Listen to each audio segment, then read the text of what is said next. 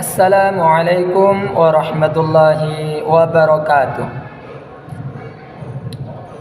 Kami dari kelompok 6 mata kuliah KPGRian. Pada pertemuan kali ini kami akan menyampaikan hasil diskusi kelompok kami yang sebelumnya sudah kami diskusikan, yaitu mengenai etika organisasi PGRI. Namun sebelumnya, izinkan saya memperkenalkan anggota kelompok kami. Yang pertama, Emma Senfiana. Yang kedua, Imatul Alia. Yang ketiga, Nur Aisyah Jamilah. Dan yang terakhir, Ba'da'atus Sa'adah.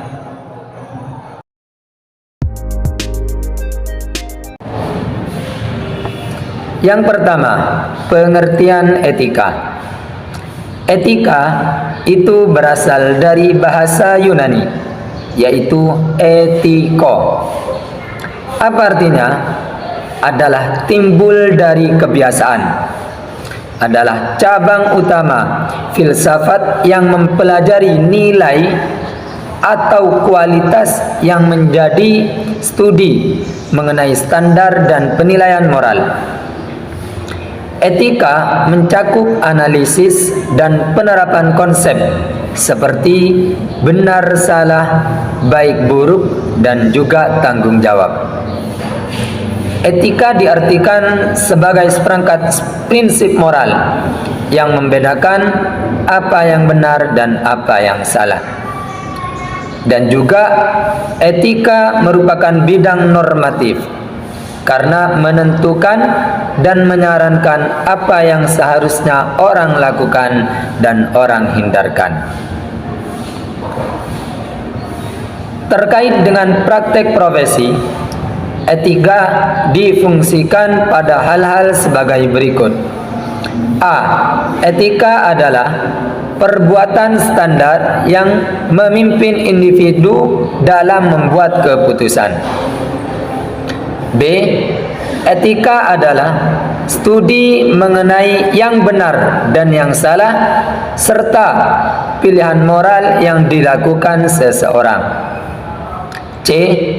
Keputusan etis adalah suatu hal yang benar mengenai perilaku standar. D. Ilmu yang membahas perbuatan baik dan perbuatan buruk manusia sejauh yang dapat dipahami oleh pikiran manusia. E. Etika adalah studi tentang kehendak manusia, yaitu kehendak yang berhubungan dengan keputusan benar dan salah dalam tindak perbuatannya. F. Dapat menolong suatu pendirian dalam beragam suatu pandangan dan moral. G. Dapat membedakan yang tidak boleh diubah dan boleh diubah. Kemudian yang terakhir H. Dapat menyelesaikan masalah-masalah moralitas atau suatu sosial lainnya yang membingungkan suatu masyarakat dengan suatu pemikiran yang sistematis dan kritis. Terkait dengan profesi, penerapan etika terindikasi dengan hal-hal sebagai berikut. A. Adanya pengetahuan khusus. Biasanya, keahlian dan keterampilan ini dimiliki berkat pendidikan, pelatihan, dan pengalaman yang bertahun-tahun. B. Adanya kaidah dan standar moral yang sangat tinggi. Hal ini biasanya setiap pelaku profesi mendasarkan kegiatannya pada kode etik profesi. C. Mengabdi pada kepentingan masyarakat, artinya setiap pelaksana profesi harus meletakkan kepentingan pribadi di bawah kepentingan masyarakat. D. Ada izin khusus untuk menjalankan suatu profesi. Setiap profesi akan selalu berkaitan dengan kepentingan masyarakat, di mana nilai-nilai kemanusiaan berupa keselamatan, keamanan, kelangsungan hidup, dan sebagainya. Untuk menjalankan suatu profesi, harus terlebih dahulu ada izin khusus. E. Menjadi anggota dari suatu profesi. 2. Pengertian kode etik guru. Kode etik guru Indonesia adalah norma dan asas yang disepakati dan diterima oleh guru-guru Indonesia sebagai pedoman sikap dan perilaku dalam melaksanakan tugas profesi sebagai pendidik, anggota masyarakat, dan warga negara. Pedoman sikap dan perilaku sebagaimana yang dimaksud adalah nilai-nilai moral yang membedakan perilaku guru yang baik dan buruk, yang boleh dan tidak boleh dilaksanakan selama menunaikan tugas-tugas profesionalnya. 3. Tujuan kode etik guru. 1. Menjunjung tinggi martabat profesi. 2. Untuk menjaga dan memelihara kesejahteraan para anggotanya. 3. Pedoman berperilaku.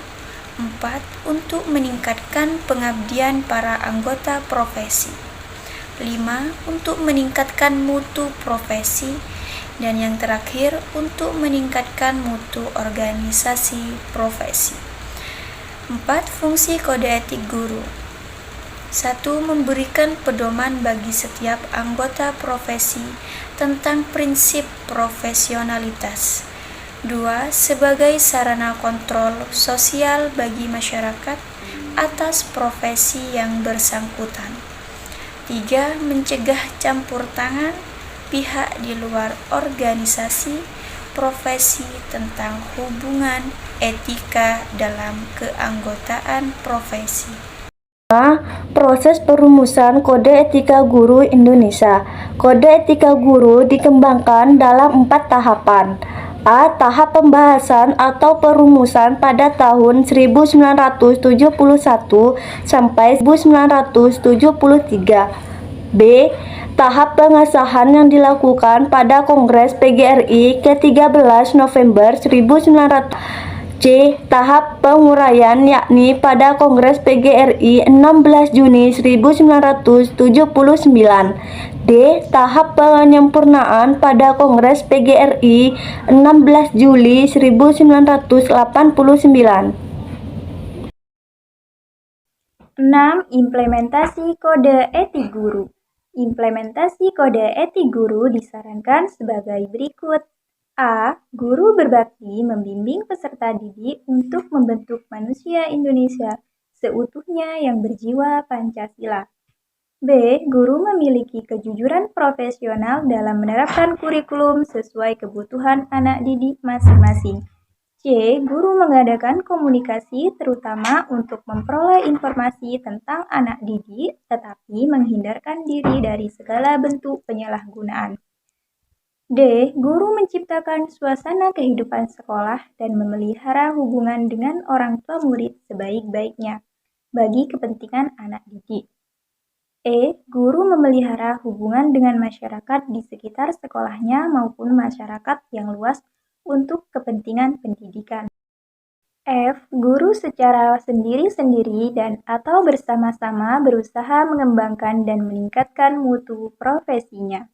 G. Guru menciptakan dan memelihara hubungan antara sesama guru baik berdasarkan lingkungan maupun di dalam hubungan keseluruhan. H. Guru bersama-sama memelihara, membina, dan meningkatkan mutu organisasi. Guru profesional sebagai sarana pengabdiannya. I. Guru melaksanakan segala ketentuan yang merupakan kebijaksanaan pemerintah dalam bidang pendidikan. 7. Media sosial dan etika profesi. Media sosial ucap kali dapat memberikan dampak positif dan negatif dan aspek buruk lainnya. Oleh karena itu, bagi seorang orang profesional sebagai pengguna media sosial harus paham dengan etika bermedia sosial agar tidak menyalahgunakan platform tersebut. 8. Dampak negatif yang timbul dari bermedia sosial. Saat ini penggunaan media sosial tampaknya telah menjadi bagian dari sebagian besar masyarakat Indonesia. Bahkan sudah membudaya. Media sosial telah menjadi habit, bahkan telah membuat manusia meniak media sosial. Selain ketergantungan, media sosial saat ini juga telah dijadikan sebagai tempat untuk saling mendapatkan dan menyebarkan informasi, bahkan saling serang sengaja atau tidak. Untuk mengurangi dan mencegah permasalahan tersebut, diperlukan etika menggunakan media sosial agar tidak saling menghina atau menuduh orang lain tanpa alasan yang jelas. Tentunya Persatuan Guru Republik Indonesia sejalan dengan visi dan misinya kepada seluruh anggotanya, agar selalu menjunjung tinggi nilai etika. A. Etika dalam berkomunikasi. B. Hindari penyebaran sara, pornografi, dan aksi kekerasan. C. Pilah dan pilih kebenaran berita. D. Hindari plagiasi. E. Jangan mudah membuka informasi tersebut. Itulah tadi pemaparan dari kelompok kami mengenai tentang etika organisasi PGRI. Apabila ada teman-teman yang mau bertanya, silakan komentar di kolom komentar. Kami mohon maaf apabila dari penyampaian kami ada hal-hal yang kurang tepat atau banyak yang harus diperbaiki. Kurang lebihnya kami mohon maaf. Assalamualaikum warahmatullahi wabarakatuh. Terima kasih.